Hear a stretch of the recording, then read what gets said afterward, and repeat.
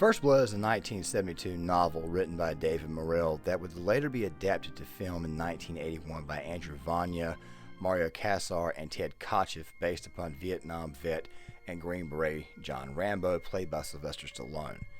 Morrell wrote this book based upon his experiences with students who had returned from Vietnam, and he did this as a bit of an allegory to the experiences that they were having when they came home. And of course, there were authority problems, all kinds of things that he had mentioned in his actual cliff notes of the book itself. But still, at the same time, though, he never actually painted them in a bad light. He was just simply trying to explain some of the things that they were going through upon arrival home. Now, the rights to the book would later be sold to Warner Brothers and would be developed for screenplay. Now, we're going to be exploring this film in detail, its themes, not to mention also the book and the differences from the book and the film. So make sure you guys go ahead and grab a drink. We're going to be here for a while, and let's go ahead and talk about First Blood. This is before I came there. There was every actor. They had. I was like the last actor. They had Nick Nolte, Al Pacino, they wanted De Niro, they wanted Robert Redford, Jimmy Caan. So every actor wanted a different version. They couldn't figure it out. So when I read it, I said, there's a good idea here, but it's a mess. Because I don't feel any sympathy for the character. So finally, it was really one of the most controversial long productions of any movie ever. I mean, it went through 10 directors, 20 actors. They couldn't figure it out. And I said, the only thing you have to figure out, the man has to have heart. If he has heart, then you'll listen. If he's a savage, who cares? Now, the making of this movie itself is one hell of a topic to discuss. It went through several actors, including 26 total scripts, and when Stallone actually got a hold of the product, he would have to rewrite it an additional 7 times. Now, of the scripts that were ultimately chosen for the framework, the William Sackheim and Bob Cozell scripts, they were the ones that were actually chosen, their actual rewrites, and of course Stallone, who would ultimately be chosen for the role, would be the one that would actually make all the adjustments. And to add to this, Stallone was concerned about the messaging of the film. But before we get to that, director Ted Kotcheff had been working on this particular property for 5 years before Andrew Vanya and Mario Kassar at CAROLCO Pictures decided to actually make an investment into the production. Of course, rewrites were once again done to make him look more like a victim than what he was in the actual book, which of course we'll talk a lot about throughout the film, especially as I give you guys some little hints and little details that were, of course, were changed going into the film itself. Now, Stallone was thought of by Kassar mostly due to his success as Rocky, but Stallone had also had a few failures. One of them, of course, was Staying Alive, the sequel to Saturday Night Live. But the thing was this right here. Stallone was still chosen, and as you guys saw in those clips there, Stallone obviously had some issues trying to connect with the character himself. And of course, he was concerned about the messaging. The book, for example, while much more nuanced, portrays Rambo in a less sympathetic light, and it actually chooses to portray the character of William Teasel, or Wilford Teasel, in a much more positive light. Stallone could not relate to the character due to Rambo being so much of a savage in Morrell's novel, which of course we will discuss more towards the end of the review. But with that right there being said, let's go ahead and get to the plot. The film opens with John Rambo, a Vietnam veteran, who is visiting fellow Vietnam vet Delmore and Barry. Upon arrival, he is stunned to hear that Delmore has died of cancer from Agent Orange, a topic we may discuss in a later video down the road. Once the news is given to him, he hands back the photo of Delmore and he sets down the highway to the town of Hope. While passing through, he runs into Sheriff Wilford Teasel, played by Brian Dennehy, who also asks Rambo where he is headed. After getting in the car with Teasel, he is asked again where he was going, and this exchange happens. Portland is south. You said you were headed north. You got someplace I can eat around here? There's a diner about 30 miles up the highway. Is there any law against me getting something here? Yeah, me. So why are you pushing me? I haven't done anything to you. First of all, you don't ask the questions around here. I do. Secondly, we don't want guys like you in this town. First thing you know, we got a whole bunch of guys like you in this town. That's why. It's a quiet little town. In fact, you might say it's boring. Now, really quick, there's actually a lot more in this conversation, which we will get to more in the theme section, but Rambo is ultimately driven out of town, and after being shrugged off like another homeless person, decides to go back into the town. Now, in the book, Rambo actually was asked to leave town on 3 separate occasions, and he came back, but we'll get to that more in the themes. Teasel, of course, turns around, proceeds to arrest Rambo, and after taking Rambo into custody, Rambo is immediately booked and processed, but also ridiculed and pushed primarily by Deputy R. Galt. Rambo is officially booked for vagrancy, and once he is stripped, Mitch, played by David Caruso, notices the scars and recommends this get reported to Teasel. Galt, however, decides to nail Rambo with a nightstick instead and kick him when he's down. Rambo is then showered with a fire hose and ridiculed much, much further. After the shower, he is to be shaved, but flashbacks begin to kick in of him being in an NVA camp. And, of course, he eventually proceeds to break out of jail in one of the most famous jailbreak scenes and one of the most famous nosebreak scenes of all time. Now, guys, really quick, I would show you the full jailbreak scene in actual earnest, but the problem is this here. YouTube has got this copyright thing, and you'll notice with some of the audio here, there's definitely going to be a header covering it to kind of avoid that for the time being. So the most you're seeing of this is obviously being done in voiceover. Now, Rambo eventually steals the dirt bike, and Teasel begins to chase Rambo, and after the chase, Rambo would end up in the woods. As Rambo was breaking out of jail, he was able to grab his knife, which included a compass and a wire, which he used to cut a piece of tarp into a makeshift coat. Now, I must bring up a few differences from the book. The book, he is approached by Teasel, as I mentioned earlier, and he is eventually asked to leave town. Now, in the book, also, Teasel does, in fact, get him something to eat. Rambo, as I mentioned before, is told to leave town 3 times, but Teasel continues to harass him and continues to ultimately arrest him. Now, in the jail, he's placed in a very damp cell, and during the shaving scene, while he's actually nude, his underlying trauma begins to manifest. He's actually asked by Galt, who, by the way, in the book was still a jerk to him, where he got his scars at, and he replies, "In the war." Galt mocks him and says, "Yeah, which one?" Rambo in the book gets a hold of a razor and straight up guts Galt before escaping in the nude and eventually going into the woods and runs across a father and son in a whiskey still, where in the book, Rambo convinces the two to give him some clothes and a rifle. Back to the film. Teasel calls in a team of deputies and eventually some bloodhounds. Now, in the book, the character of Orville is more like a father figure to Teasel, but basically what happens is that Teasel ultimately decides to go in the woods to find Rambo, and the idea, of course, is to bring him in alive. After moving through the woods, he is spotted by Galt in a helicopter, that right there being Rambo, and Teasel begins to scream, "I want him alive," over the comm. Galt stupidly starts shooting at Rambo, who then jumps off a mountain, grabs a rock, and fires it at the chopper. Galt, hanging outside the chopper, eventually falls to his death. Rambo would then proceed to grab his rifle, and as Teasel's posse shows up, they immediately see red, they see Galt's lifeless body, and as Rambo comes out and pleads with the officers to leave him alone... Art, Galt, come in! Helicopter, come in, God damn it! Christ, look!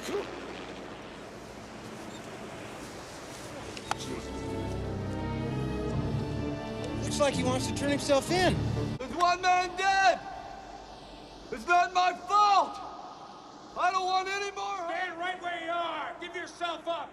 But I didn't do anything! Make a move, I'll blow your head off! I didn't do anything! Cease fire! Cease fire! Now, really quick, before we go any further, I want to go ahead and say this. There's been a lot of controversy out there where people think that Rambo just straight up killed Galt in the film. That's not the case. Galt was dangling outside the helicopter, and Rambo just simply threw a rock. When I said fired a rock, he definitely launched it, but he threw a rock at the helicopter itself, right there on the windshield. He did this to provide enough of a diversion for him to get away, but obviously Galt, hanging outside the helicopter, would eventually fall to his death. So no, Galt's death was not Rambo's fault. The officers ain't having any of this, and they proceed to shoot at Rambo, who, of course, eventually gets away. Now, getting back to Teasel. Teasel had obviously made a rash judgment, which of course we'll talk more about at the end of the film. But there's this little detail that Teasel must not have thought about. And of course, the character of Wilford Teasel was also a veteran himself. But of course, we'll dive into that more here soon. But this one little radio call changes everything. Sure picked one a hell of a guy to mess around with. Just came over the teletype a few minutes ago. John Rambo is a Vietnam Green Beret, Congressional Medal of Honor. Guy's a war hero. Jesus, that freak! After this revelation, which, by the way, also occurred in the book, and I'll explain the book here in a second, Teasel eventually leads them in the woods. And Rambo, of course, he picks all these men off one by one, just maiming the deputies. Now, guys, this right here was a controversy heading into the film. You see, in the book, Rambo kills 18 sheriff's deputies, law enforcement, and, of course, he also kills National Guard. You see, they brought in sheriff's deputies to go along with the overall law enforcement presence, including the state police, because in the book, Teasel was actually chief of police in Madison, Kentucky. They changed it, obviously, for reasons, creative liberties, and Rambo picks these men off one by one.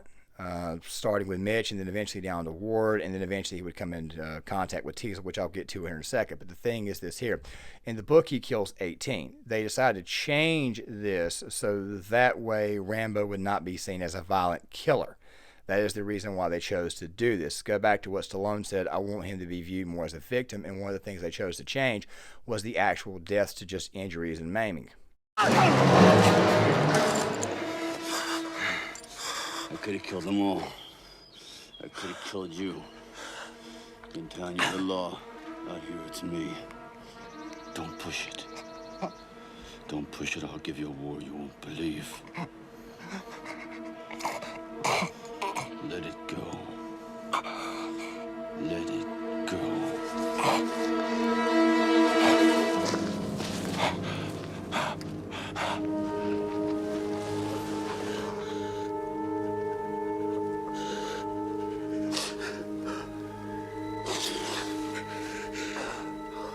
The following morning, after all the events that had taken place, Teasel was eventually approached by Colonel Sam Troutman, who, by the way, was Captain Sam Troutman in the book.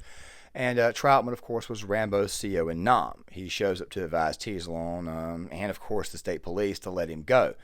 And basically what he wanted to do was just, provide a bit of a gap, let him slip through it. They would eventually find him in Seattle. There would actually be no conflict. They'd probably find him working at a car wash, and eventually Rambo would come in. Heaven to make a man like Rambo. God didn't make Rambo. I made him. Who the hell are you? Sam Troutman. Colonel Samuel Troutman. Look, we're a little busy this morning, Colonel. What can I do for you? I've come to get my boy. Your boy? I recruited him. I trained him. I commanded him in Vietnam for 3 years. I'd say that makes him mine. I wonder why the Pentagon would send a full-bird colonel down here to handle this. The Army thought I might be able to help. Well, I don't know in what way. Rambo's a civilian now. He's my problem. I don't think you understand. I didn't come here to rescue Rambo from you. I came here to rescue you from him. Well, we all appreciate your concern, Colonel. And we'll try to be extra careful. I'm just amazed that he allowed any of your posse to live. Is that right? Strictly speaking, he slipped up. You're lucky to be breathing. That's just great. Colonel, you came out here to find out why one of your machines blew a gasket. You don't seem to want to accept the fact that you're dealing with an expert in guerrilla warfare. With a man who's the best. With guns, with knives, with his bare hands. A man who's been trained to ignore pain, ignore weather, to live off the land, to eat things that'll make a billy goat puke. In Vietnam, his job was to dispose of enemy personnel, to kill, period. Win by attrition. Well, Rambo was the best. You got us all scared to death. What do you and the Special Forces think I ought to do about your psycho out there? Let him go. Do what? For now. Diffuse the whole situation. Diffuse him. Provide a little gap and let him slip through it. Then put out a nationwide APB. In a couple of weeks, you'll pick him up in Seattle or someplace working in a car wash. There'll be no fight and nobody else will get hurt. I do my own work. I don't figure the best way to do that is to close my eyes and hope he gets picked up in Seattle. Well, if you send your people in there after him, they'll get killed. You know, we're just a small hick-town sheriff's department, Colonel, but we're expected to do our duty, just like our heroes in the Special Forces. In Special Forces, we teach our people to stay alive in the line of duty. No shit. I never thought of that. You want a war you can't win? Are you telling me that 200 men against your boy is a no-win situation for us? You send that many, don't forget one thing. What? A good supply of body bags. As in, give himself up. Now, I want to go ahead and go back to the woods just for a second.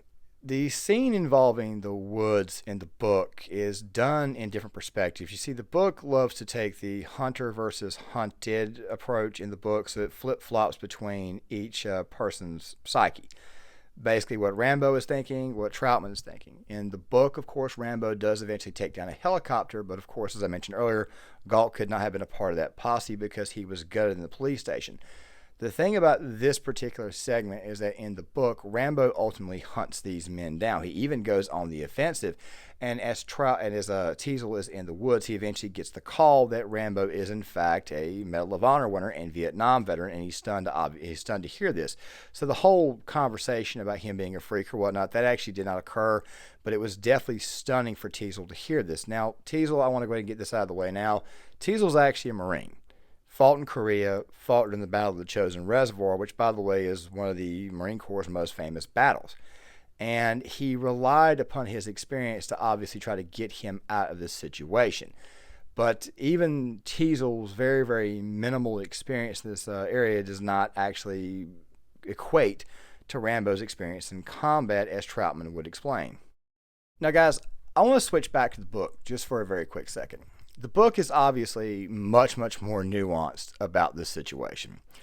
First of all, the character of Rambo, John Rambo in the film, is called just simply Rambo in the book. As a matter of fact, the book starts out with, his name was Rambo, and then it goes on to explain the entire ordeal, or at least it starts. So the thing about Rambo is this here. More actual details were given on his life. For example, his upbringing was very rough. Troutman explains this to him. He explains that in the Special Forces, we don't bring in crazies.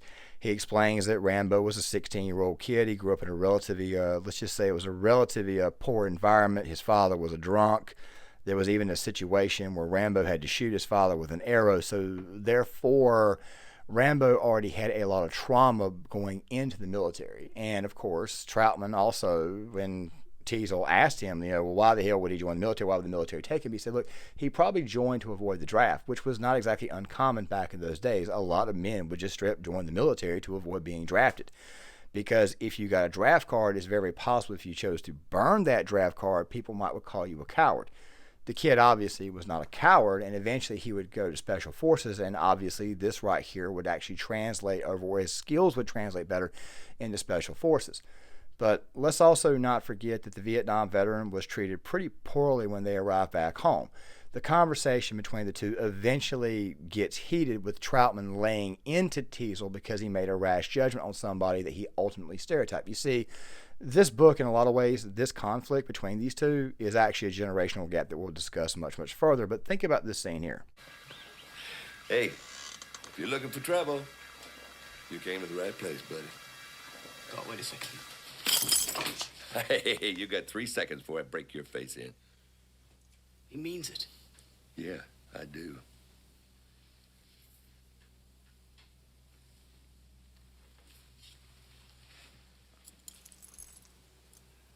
Well, what do you know about old Harry here's a soldier? Rambo. John Jay? You gotta talk to me. I promise you're gonna talk to me, soldier. I'm starting to dislike you. You see, Teasel already had a possible negative outlook on Rambo from the very start. Teasel's a Korean War vet, and I'm not saying this to diss Korean War vets. If anybody deserves any respect, it's the Korean War vet. But let's not forget, the Vietnam War veteran did not come back to a public that actually loved them or welcomed them with open arms. As I said before, this story is a generational gap, and Teasel had already prejudged Rambo negatively to start things off with. The story, as I mentioned, like I said, and you'll hear me say it over and over again, it's the generational gap in the Vietnam veteran, who, by the way, was possibly the best trained veteran in U.S. military history, was viewed as weaker when he got home because they had lost the war. And the Korean War, while forgotten, it was not viewed that negatively. It was not a popular war. The men coming home, they were blamed for the loss. The reality is the men that were being blamed by the government for what was the government's loss, because the government also played a role in this. All you have to do is look at the VA healthcare and look at how they were actually treated. these vets were viewed as a bit of a punching bag. It was easy for the public to actually come down on them, and Rambo was dealing with this, which, by the way, is also something that comes up in the climax, which we will get into a little later. Eventually, Teasle and the state police with the National Guard do decide to go in. Now, here's the thing. You heard Troutman earlier. Yeah, he's pretty well trained. Vietnam vet. As a matter of fact, Rambo actually escaped in the book from the NVA camp that he was being held in by feigning a sickness and eventually getting away. While he got into the jungle, he had to live on snakes, plants, all kinds of animals that were alive, and even tree bark. And ultimately what won him his Medal of Honor was him getting away from that camp and eventually getting to a U.S. camp where he wandered around for possibly weeks without realizing that he was actually in friendly lines. Rambo is a survivor. Teasle himself, a vet, should probably have known this and was probably thinking that they were able to go in there and go get him. However, before they fully go in, they have to contact Rambo via radio call, and of course this conversation between Rambo and Troutman, of course, does occur. Now, in the book, this conversation does not happen, but there's something else that we'll get to here shortly. Now, guys, I can't show you the full conversation, once again, due to copyright, but what I can do is put a header over and let you guys listen to some of the audio. We'll talk about that when you come in. I can't do that, sir. Well, look, John, we can't have you running around out there wasting... There are no friendly civilians. Well, I'm your friend, Johnny. I covered your ass more than once. Seems like a job for me. There wouldn't be no trouble except for that king shit cop. Look, Johnny. Let me come in and get you the hell out of there. They drew first blood.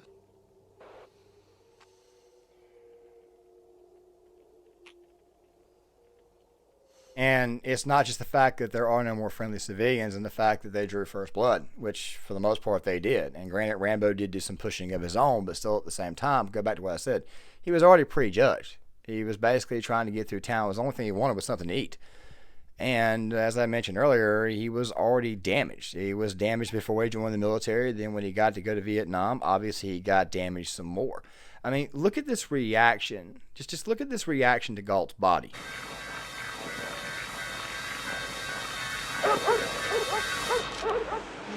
Eventually, Rambo finds himself inside of a cave. Now, in the book, it was a mine, and here it was a mine that eventually became a cave, and eventually what eventually occurs is that, National Guard eventually fires a lost rocket into that cave, and it blows up. They actually, they go out of their way to celebrate this. Now, Teasle eventually arrives on scene, and of course, Troutman's not exactly happy about the way the National Guard and Teasle are responding to this.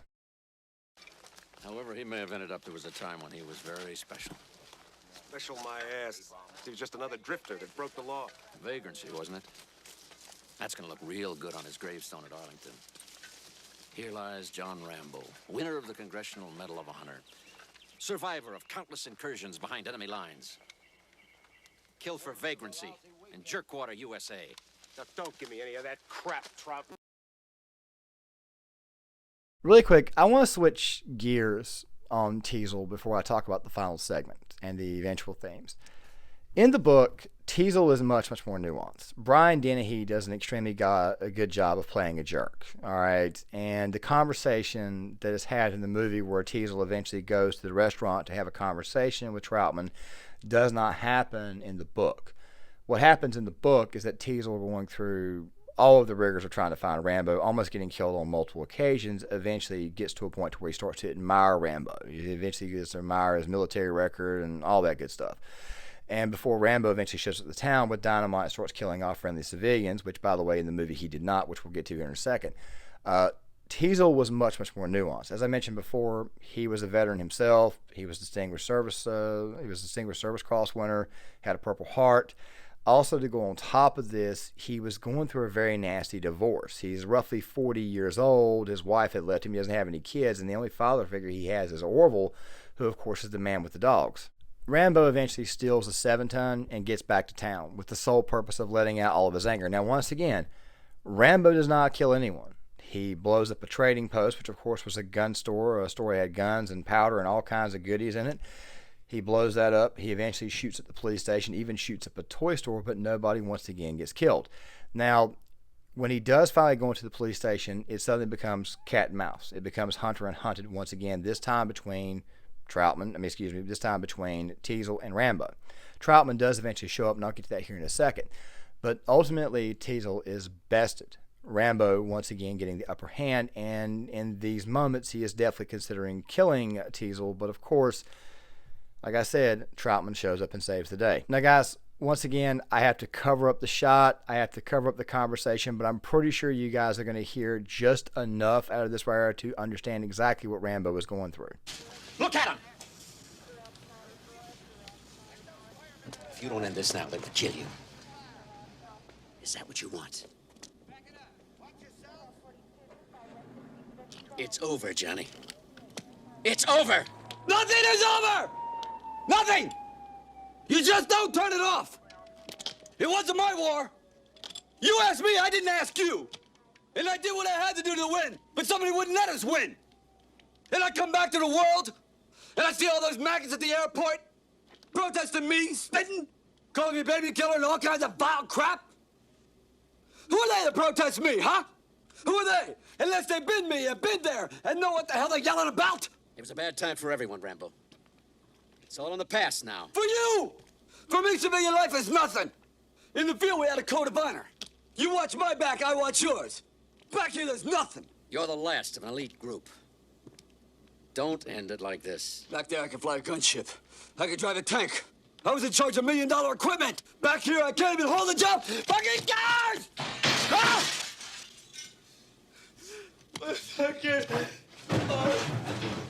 A lot of the stuff that Rambo is talking about is what happened occurring when he got back home.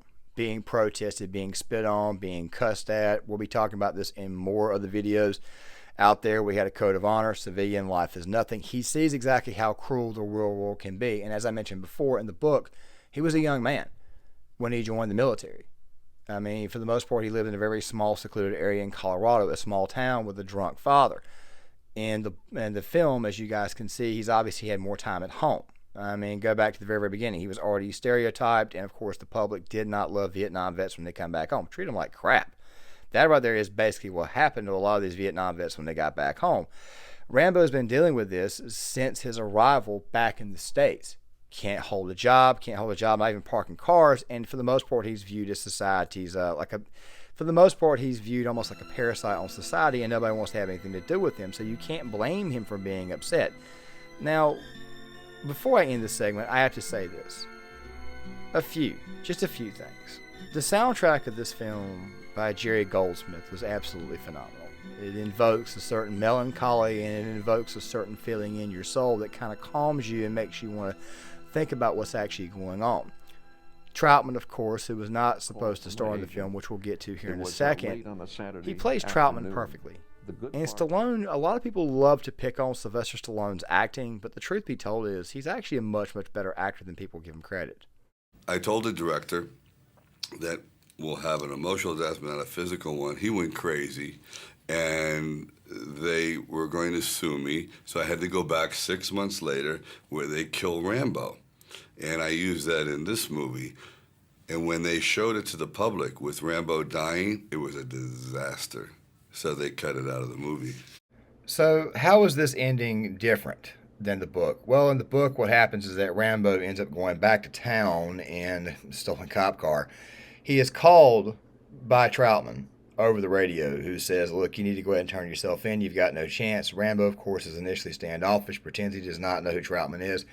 Then he kind of remembers who he is to a certain degree, and he basically says, look, bastard's turning on his own kind. That's kind of how that entire situation ends with him. He gets into town. He ends up running into Teasel one more time. They have not really a standoff, but kind of a shoot-off. They both end up wounding one another. Rambo goes to the nearby field, contemplates everything, including self-deletion, which is ultimately the method that he has chosen to go out. However, he wants to go out like a soldier. So Rambo decides to take a shot at Teasel, hopefully getting his attention, so that way Teasel will turn right back around and shoot Rambo and finish him off. However, what ends up occurring instead is that, he ends up wounding Teasel and increasing the likelihood that Teasel will die soon, and ultimately Rambo realizes that there's no way out, so he takes a stick of dynamite, puts it by his head. It ends up going off, but it doesn't go off the way he wants, and Troutman ends up finishing Rambo off with a shotgun shell to the head. This right here was obviously something that Stallone wanted to avoid. At 19 years old and told that your job is to protect America. We're going to train you. We're going to teach you. And what they did is they took a normal human being and turned him into a killing machine. Sent him out to kill. He did his job. And when the war was over, they said, well, you're a savage. You can't come back home. You're crazy. We don't want you anymore. And all the Americans spit on him, said, you're a baby killer. He goes, I was just fighting for my country. So he was a victim, and he was so damaged that he never recovered from it. So I think there's a sympathy there that you ask a person to do the job, he does it, and then he has a curse. And he never got over that.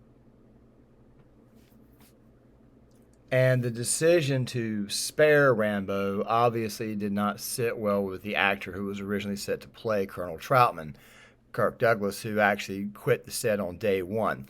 Richard Crenna was called in to play the role and basically did it on short notice and with cue cards. And in the environment he was in, you got to give the man major credit for it. In a lot of ways, Richard Crenna is really what makes this film and franchise work. Now, I have decided to go ahead and do parts 2 and 3 as far as like the film franchise itself, and maybe parts 4 and 5 later on down the road. But with that right there being said, let me go ahead and close this video out and get to exactly the things that I took away from this particular story. The original choice for Troutman was Kirk Douglas, who I idolized. A call from my agent. It was late on a Saturday afternoon. The good part is they want you to play Colonel Troutman. That's the good part. The second part, they want you to start Monday. He is a very opinionated guy, and we laugh about this all the time, that he basically accepted the script and then rewrote it. And not a bad, he did a good job, but it wasn't what we had agreed. I just don't think it should be done. It sends out the wrong message. I mean, every Vietnam vet who sees this goes, oh, the only solution is that death is the only thing that awaits us at the end of the tunnel, and I don't think that's the right way to do it. He goes, yes, but it's artistic. So, what did I take away from this story, besides it being a generational gap? Well, if Teasel had just simply asked Rambo some simple questions like where he's been, because in the book, Teasel doesn't even really do that. He just tries to get him out of town on 3 separate occasions until finally he ends up arresting him.